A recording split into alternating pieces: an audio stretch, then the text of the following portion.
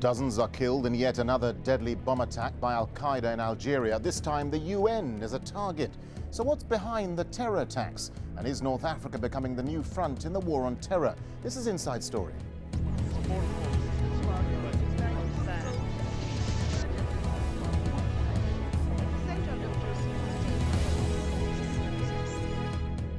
Hello, I'm Darren Jordan. Well, rescuers continue the grim search for bodies after 2 car bombs rocked Algeria's capital, killing dozens.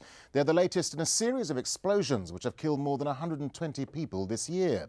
The official death toll from the attack stands at more than 30, though other sources say it could be more than double that. A group calling itself Al-Qaeda's branch in the Islamic Maghreb has claimed responsibility.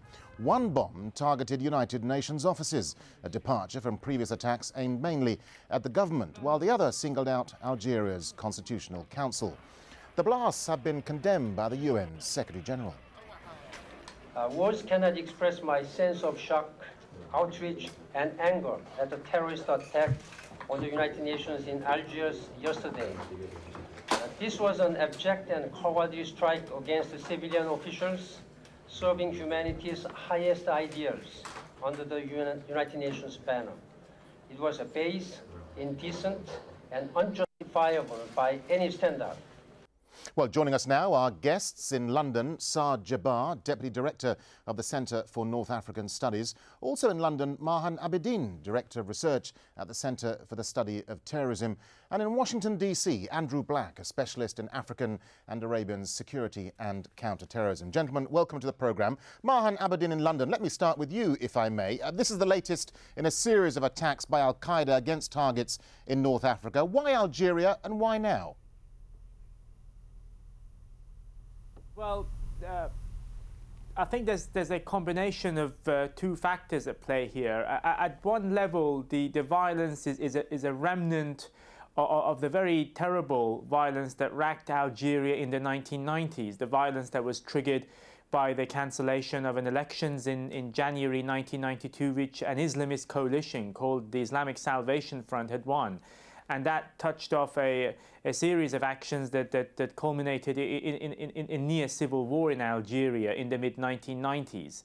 And much of the violence today in Algeria, which is at a much lower level, I might add, is a remnant of that conflict. And you have an organization called the Salafist Group for Preaching and Combat, which is now metamorphosed into Al-Qaeda in the Islamic Maghreb, that still specializes in the targeting of Algerian security forces and other state institutions. The other factor, which is a recent phenomenon, is Al-Qaeda's franchising or patronizing of this conflict. So you had the rebranding of the GSPC, the Salafist Group for Preaching and Combat, into Al-Qaeda in the Islamic Maghreb. And you in effect, you have a marriage of convenience. All right, so this group which has... OK, I want to just quickly, if I may, just bring in Andrew Black in Washington. Andrew Black, in the past, Algerian government installations have been targeted, as Mahan Abedin was saying there. But this attack was designed to hit a high-profile Western target, the UN. Why the change of tactic, do you think? Well, this is a reflection of Al-Qaeda's doctrine and the reformation that Abu Musab Abdel al-Wadud, the leader of the GSPC, now Al-Qaeda in the Islamic Maghreb, has enacted. And there are some parallels to be made with the UN attack in 2003 in Iraq. Let me bring in Saad Jabbar in London. Saad Jabbar, are we going to see more of these local insurgent groups brought under the Al-Qaeda umbrella, as Mahan Abedin seemed to be saying? I mean, just last month we saw the merger of Al-Qaeda and the Libyan Islamic Fighters Group. I mean, what's behind that, do you think? Well, this is still ambiguous. We don't have independent verification of what is Al-Qaeda, what is this group doing, and so on.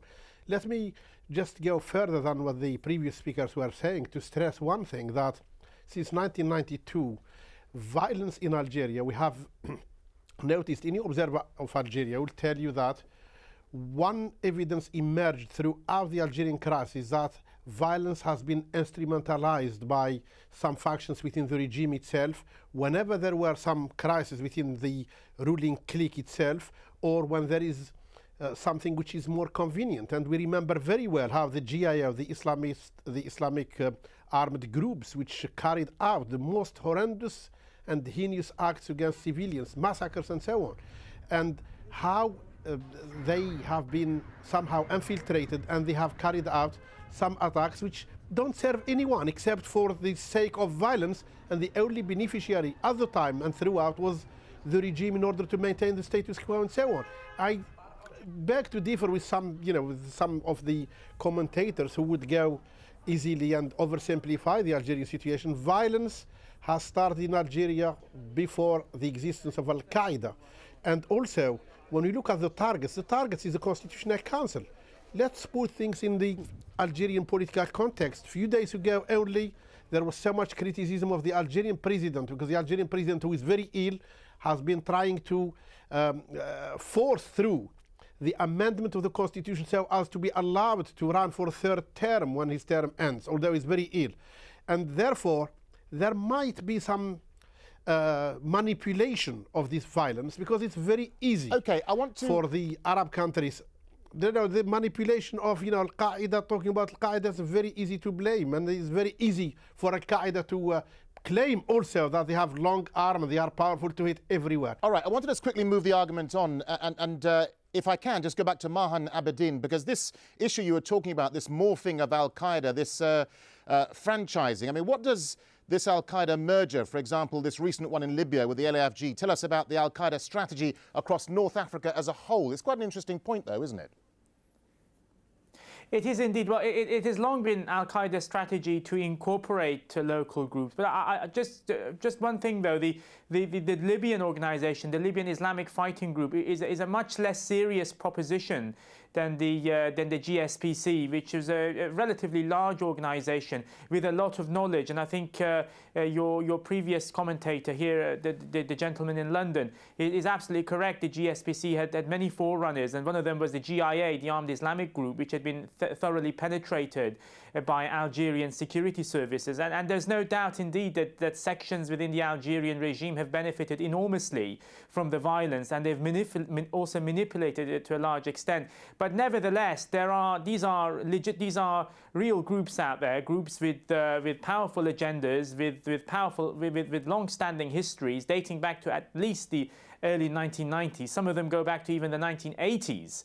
They clearly their histories clearly predate Al-Qaeda, but this does not in any case, in any sense, mean that their agenda has been wholly incorporated or wholly hijacked by the Algerian intelligence services. These are groups with ideological agendas, and they are extremely violent, and they can do a lot of damage. And that's why Algeria is qualitatively different to Libya, because Algeria did experience that terrible spate of violence in the 1990s, which persists today, albeit at a lower level. All right, let's bring in back Andrew Black in Washington. I mean, Andrew, given that Al-Qaeda's core leadership are believed to be based in Pakistan, I mean, is it any clearer now as to how the leadership might be able to direct operations as far away as North Africa? I think that it would be a bit of a misnomer to say that core Al-Qaeda in Pakistan is guiding the operations of Al-Qaeda in the Islamic Maghreb. The movement as a whole does not necessarily operate along defined command and control lines that we're accustomed to here in the West. More than likely what has happened here is that the leadership of AQIM has adopted the doctrine, and they understand that in order to be a part of the Al-Qaeda name brand, they must perpetrate attacks against foreigners. And these attacks have gone on for over a year now, starting with the attacks last December against Halliburton. Saad Jabbar in London, let me bring you back in here. I mean, why has there been a failure to get consensus across the region on how to fight Al-Qaeda? I mean, Algeria and Morocco in particular can't seem to agree on what to do about the problem. You see, as I've already pointed out, our violence in Algeria has been a local, domestic violence to start with. Now we have heard that there is a link franchise like Pepsi Cola or Coca-Cola. I'm sorry to say that this is not always accurate, because when you look at the Algerian situation since 1992, we have real political crisis, and the regime never accepted that there is a political problem. And in other words, they accept one thing: oh, we have only a security problem, and we have to deal with it in a security manner, crack down. And until now, all we have seen is an extension and persistence of violence and persistence of the failure of the regime to deal with the real core of the problem.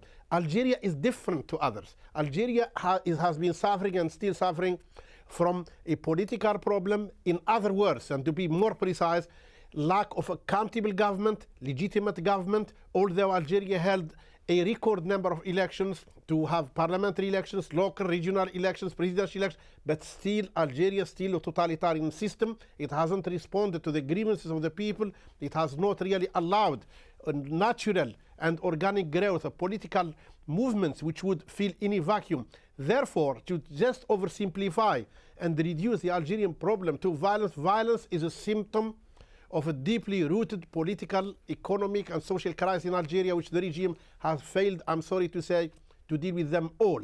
Therefore, that's why Algeria, what you see is not what you get. You have appearances and the realities. The appearances are totally different to the realities. And the reality is, until now, the Algerian regime have failed to deal with all the aspects of the crisis. They started the problem in 1992, and they added to the grievances, and the grievances have multiplied. If you look at, there were protests yesterday, the day before, because of the price increases in the basic foods and basic and utilities and so on. There is a total failure there, and it's good for them to divert attention to violence. All right, gentlemen, stay with us, won't you, because it's time for a short break now. But when we come back, is North Africa becoming the new hotbed for Al-Qaeda?